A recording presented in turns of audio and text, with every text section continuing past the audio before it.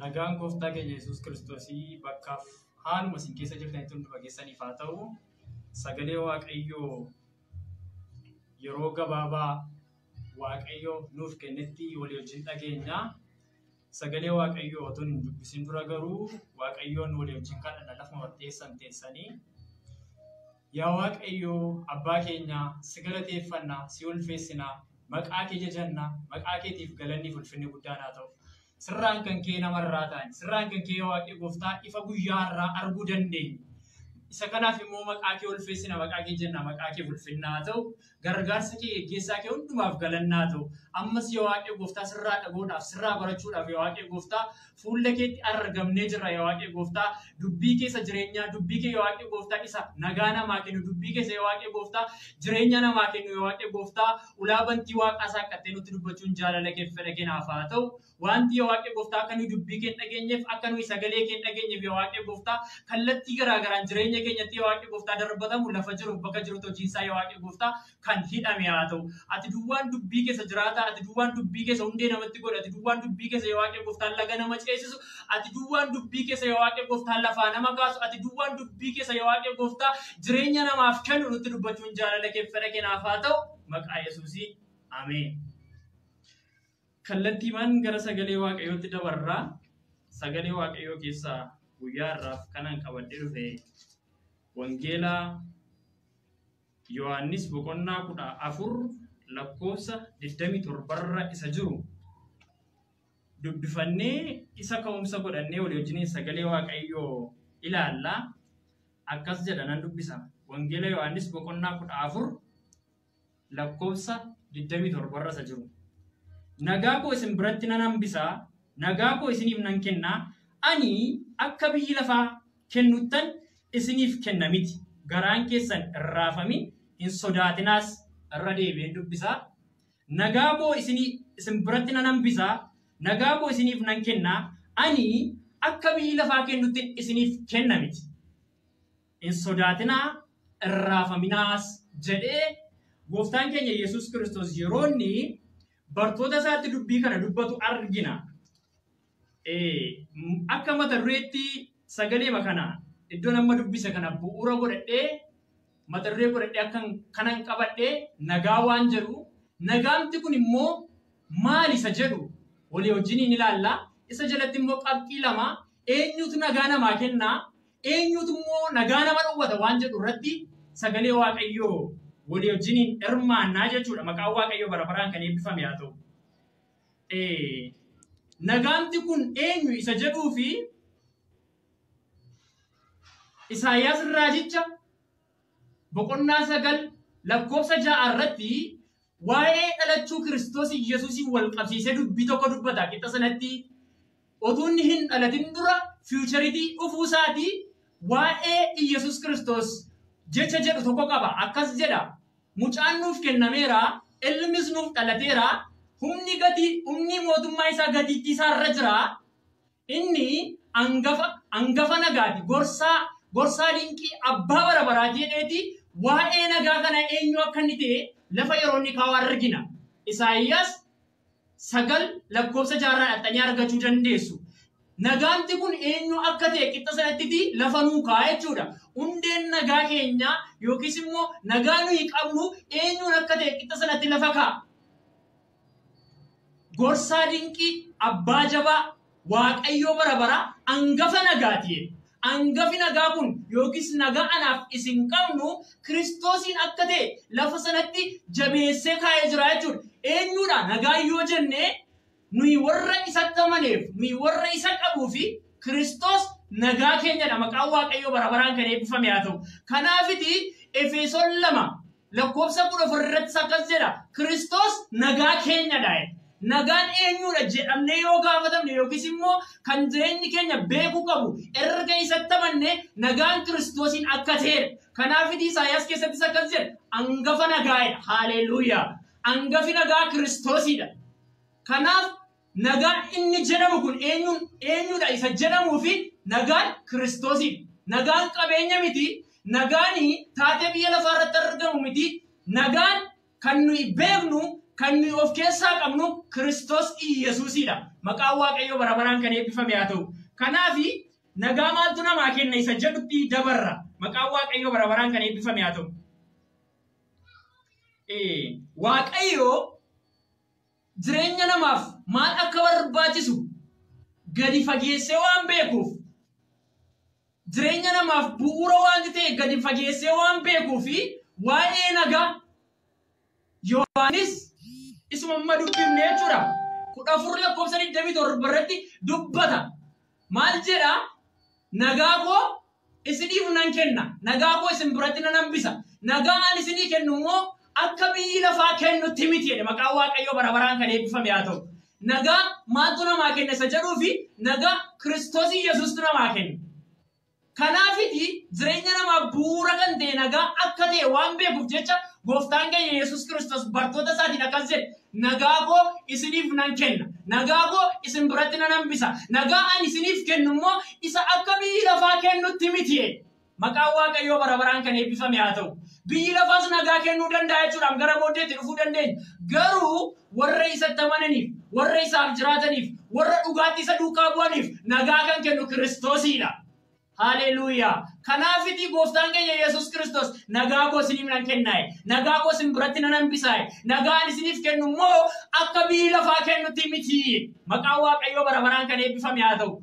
Qabxiin koo inni jalqaba nagaa eenyutu kenna seeduufi nagaa Kiristoos Iyyesuustu namaa kenna. Maqaan Waaqayyoo bara baraan kan eebbifame haa ta'u. Nagaa inni namaa kennu immoo nagaa akkamiiti? Nagaa nama biratti hafee jiraatu. Nagaa haalaan namarraan fudhatamu. Nagaa haleluuyaa si'a tokko argamee si'a tokko hin dhabamu. Nagaa bara baraan namaa wajjin jiraatu Kiristoos namaa kenna. Maqaan Waaqayyoo bara baraan kan eebbifame haa ta'u. Nagaa koo isiniif nan kenna. Nagaa koo isiniif nan kenna. Nagaan isiniif kennu immoo haala irratti kan hundaa'e miti. Nagaan isiniif kennu immoo taatee biyya lafaa irratti kan hundaa'e miti.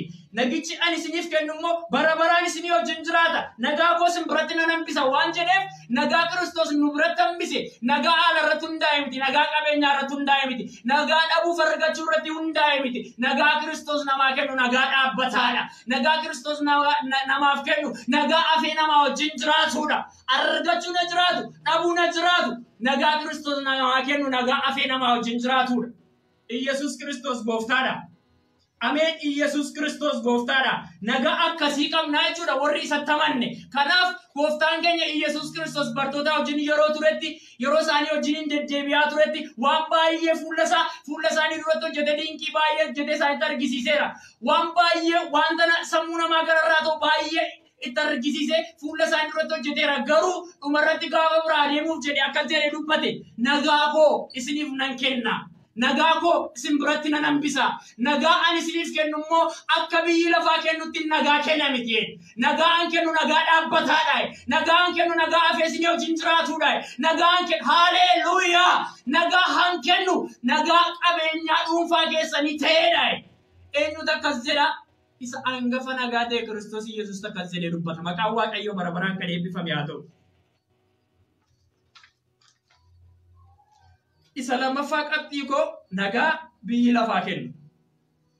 Sababii isaas wangeeluma Yohaannis boqonnaa 14:21 irratti jecha tokko dubbata. Akka biyyi lafaa kennutti maal godha miti? Isinii kenna miti. Biyyi lafaas nagaa kennuu danda'a jechuudha. Firoota gomee dhaggeeffadhaa. Biyyi lafaas nagaa kennuu danda'a jechuudha.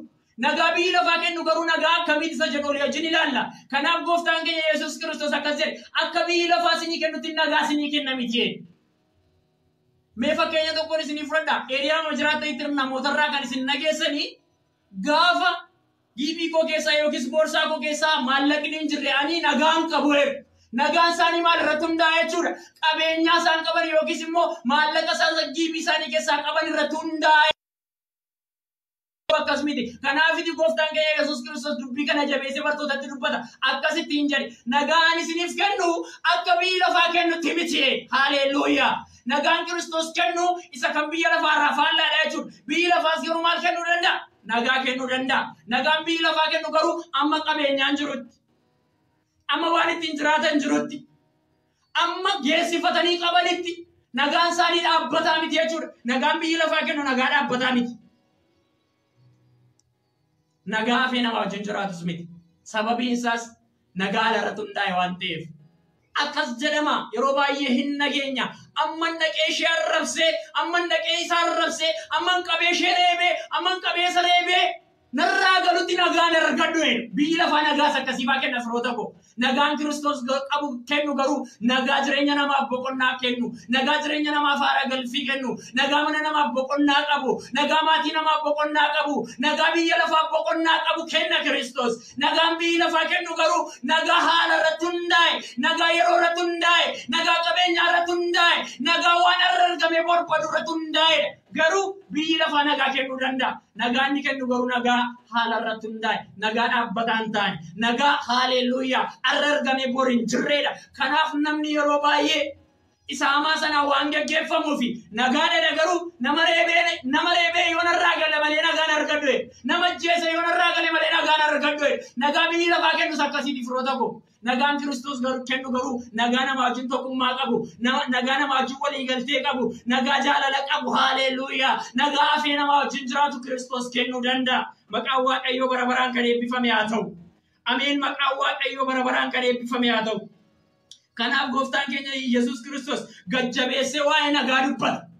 Biyyi lafaa kuni waan baay'ee of keessaa qaba, waan ta'e ija namatti mul'atu. Waan baay'ee of keessaa qaba, wanta harkaan qaqqabatan, wanta barumsaan baratanii bira ga'an, wanta qabeenyaa ofii qabatanii bira ga'uu danda'a yookiis immoo bitatanii bira ga'uu danda'a. Waan baay'ee qaba.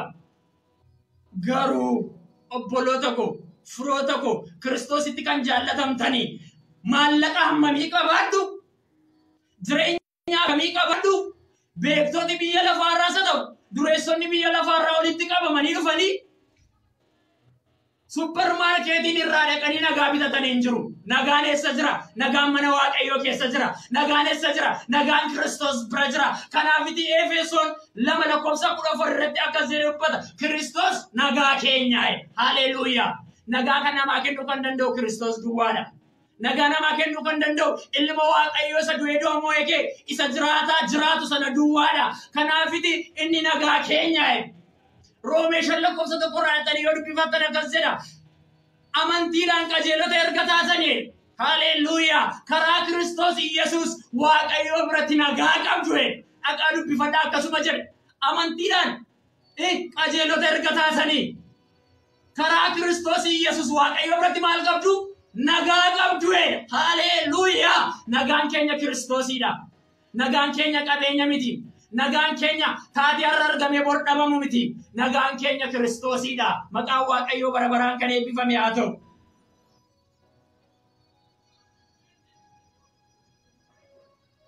Hangafa nagaa isa ta'e Kiristoosin of keessaa qabaachuun nagaa namaa kenna. Hangafa nagaa isa ta'e Kiristoos Yesuusin of keessaa qabaachuun nagaa namaa kenna. Kan kanaan alaa nagaan argadhee qabeenyaan ni tuullatu, nagaan argadha jedhee wanta walitti qabatu nagaa isaaf kennuu hin danda'u. Garuu jireenya isaa keessaa Kiristoos yoo qabaate, keessa isaa keessaa mana isaa keessaa Kiristoos yoo qabaate jireenyi nama kamiyyuu nagaa qaba. Mee jireenya bartootaa fudhadhaa. Gaafa Kiristoos Yesuus wajjin jiru jireenyi isaanii birraan qabu ture. Jireenyi isaanii yaaddoon qabu ture. Jireenyi isaanii sodaan qabu ture. Kiristoos duukaa ba'anii galu turani. Gaaf tokko garuu gaafa guyyichi ka'ee dhufee lafarratti hafuudhaaf miti kan inni dhufe waan ta'eef isaan biraatii du'aan guyyaa 3 gargar ba'u bartootii jedha. Maqaan Waaqayyoo bara baraan kan eebbifame haa ta'u. Wangeeluma Yohaannis boqonnaa 20:19-21 irratti yoo dubbifattanii sodaatanii mana cufatanii taa'u. Jireenyi sodaa qabu nagaan qabu firoota koo. Jireenyi birraa qabu nagaan qabu firoota koo. Kanaaf Gooftaan Yesuus Kiristoos biraa fudhatameera, du'eera, abdiin keenya sichi deebi'ee dhufu, inni nuyi abdannu waa'ee isaa raawwateera jedhanii yeroo isaanii Yihuudoota sodaatanii mana cufatanii ta'an argina. Gaafa sanbata guddaa jalqaba torbanii galgala dhaqeedha Yesuus Kiristoos Gooftaadha.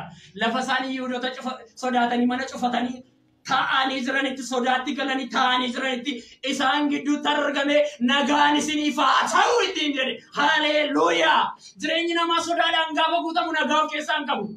Mee biyya lafaa nuyi keessa jirru kana fudhadhaa. Mee taatee ji'oota muraasaa ol taate kana biyya lafaa qabate kana fudhadhaa namoonni hundumtuu raafama keessa jiru. Biyyi guutummaan raafama keessa jira. Addunyaan raafama keessa jira. Sababa dhukkuba kanaan jechuudha. Jireenyi nama hundumaa yaaddoo keessa jira. Namni gaafa sodaadhaan guutamu, namni gaafa haleluuyaa jireenyi isaa sodaadhaan guutamee jiru nagaa of keessaa hin qabu. Jireenya namaatti sodaa, jireenya namaa keessaa nagaa kan gatu sodaadha. Bartoota fudhadhaa ilaalaa. Hin sodaatanii. Yihudoota sodaatanii mana cufatanii nagaan qabanii gooftaa Yesuus Kiristoos deemaa dhaqee nagaan isiniif haa ta'u.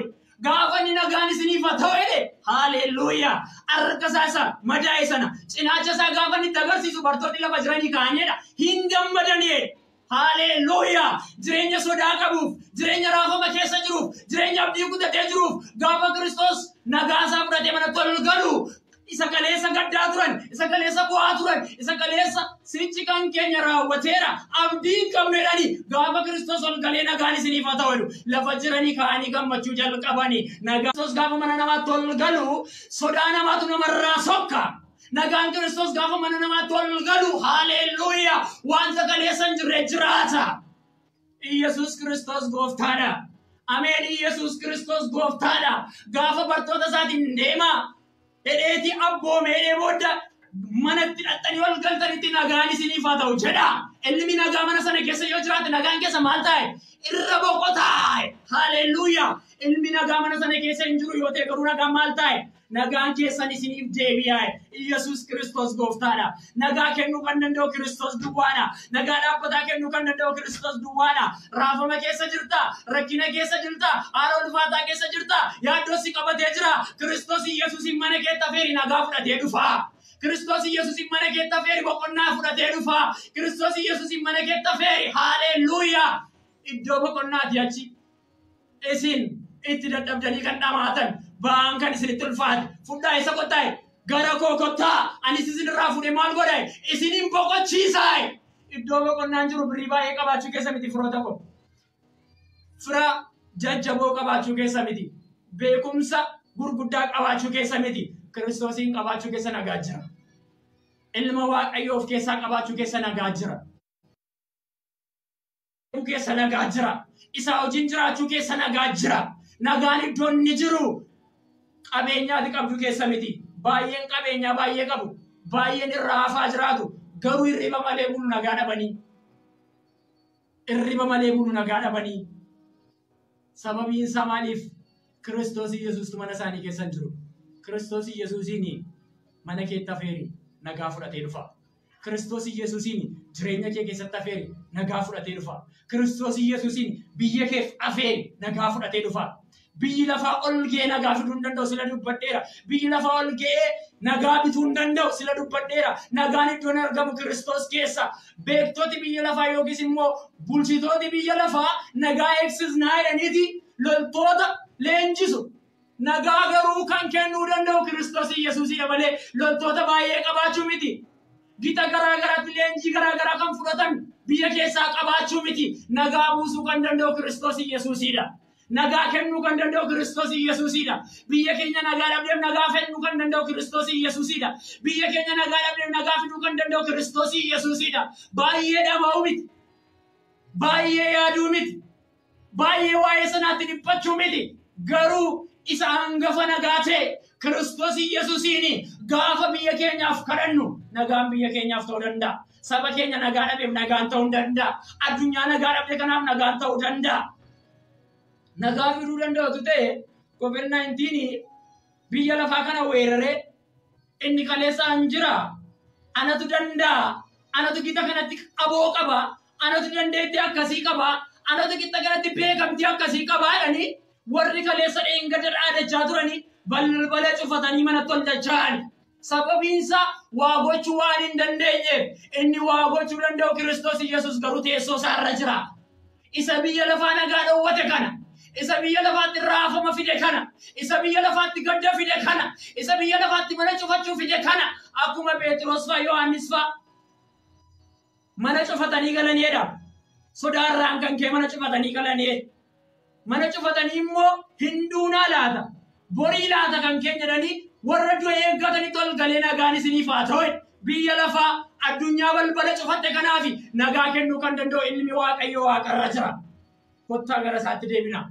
Kottaa isa dhageenya. Isa bira nagaa jira. Isa bira waan hundumaa jira. Isa bira qabeenyaa jira. Isa bira haara galfii jira. Duraan dursaatii mootummaa Waaqayyoof qajeelummaa isa barbaadachutti maal godhe? Yaada garaa keessanii dadhaa'e. Isa beekuu keessa waan baay'ee jira jechuudha.